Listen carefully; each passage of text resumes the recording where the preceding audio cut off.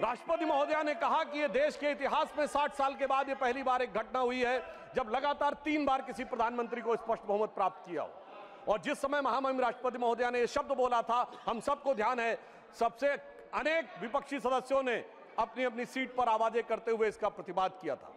संभवतः उनके मन में इस बात के लिए स्वीकार्यता नहीं हो पा रही थी कि ये कैसे हो गया कि लगातार तीसरी बार मोदी जी के नेतृत्व में भारत की जनता ने स्पष्ट जनादेश दिया और पंडित जवाहरलाल नेहरू जी का वो रिकॉर्ड जिसके ऊपर वो बहुत इतराते थे, उसकी बराबरी हो गई। मगर हमारे बहुत से विपक्षी सदस्य कहते हैं कि साहब नेहरू जी की बराबरी तो मोदी जी से नहीं हो सकती। तो सभापति महोदय, मैं आपके माध्यम से कहना चाहता हूं कि तीसरी बार मोदी जी चुन के आए हैं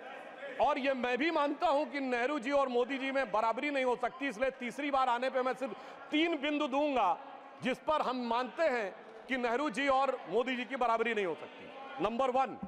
जब मोदी जी इस देश के प्रधानमंत्री के कैंडिडेट चुने जाने थे, सभापति महोदय, मुझे आज तक याद है 13 सितंबर 2013 शाम 6 बजे भाजपा की पार्लियामेंट्री बोर्ड की बैठक होनी थी और मोदी जी स्वयं उसके मेंबर थे, मगर उन्होंने कहा मैं उस बैठक में नहीं आऊंगा जिसमें मेरे बारे में विचार हो रहा हो। यह होता है नैतिकता के आधार के ऊपर निर्णय। और उस समय राजनाथ सिंह जी पार्टी के अध्यक्ष थे, तो मुझे यह दायित्व दिया गया था कि मैं मोदी जी को रिसीव करके अध्यक्ष के कमरे में बैठा लूं और जब बैठक समाप्त हो जाए तो सब एक साथ जाएंगे प्रेस कॉन्फ्रेंस में घोषित करने के लिए।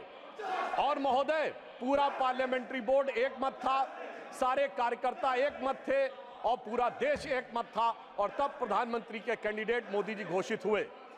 उधर पंडित जवाहरलाल नेहरू जब कैबिनेट मिशन प्लान के तहत 26 अप्रैल 1946 को कांग्रेस का नया अध्यक्ष चुना जाना था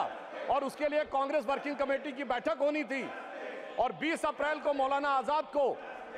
गांधी जी ने लेटर लिखा कि आप अपना नामांकन वापस ले लीजिए और मैं चाहता हूं कि नेहरू जी प्रधानमंत्री बने। परंतु इसके बावजूद उस बैठक के अंदर क्या हुआ, इसका रिकॉर्ड आचार्य कृपलानी ने अपनी किताब Gandhi his life and thought, Maulana Azad ने अपनी किताब India wins freedom, Rajmohan Gandhi ने अपनी किताब सरदार पटेल और उस समय के सबसे प्रख्यात पत्रकार दुर्गादास ने अपनी किताब India from Curzon to Nehru and thereafter में लिखा है कि 1 वोट मिला पट्टाभिरमैया को और शायद 1 या 2 वोट मिले आचार्य कृपलानी को, शेष सारे वोट मिले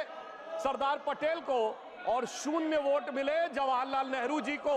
वाकई कैसे तुलना हो सकती है? सर्वसम्मति से प्रधानमंत्री के कैंडिडेट बनने वाले मोदी जी और 0 वोट पाकर प्रधानमंत्री के कैंडिडेट बनने वाले सरदार हमारे नेहरू जी। एक वो नेता जिसको पूरे देश ने नेता माना, एक वो नेता जिसको उसकी पार्टी में किसी ने नेता नहीं माना। इसलिए वाकई तुलना नहीं हो सकती। बल्कि मैं तो कहना चाहूंगा, आज खड़गे जी अध्यक्ष बनना था तो सोनिया गांधी जी की इच्छा थी तो सारे डेलीगेट्स ने खड़गे जी को वोट कर दिया और शशि थरूर जी ने नामांकन वापस कर लिया। उस समय गांधी जी की इच्छा के बावजूद किसी ने नेहरू जी को वोट नहीं किया, तो मैं कह सकता हूं आज खड़गे जी की स्थिति उस समय के नेहरू जी से बेहतर है।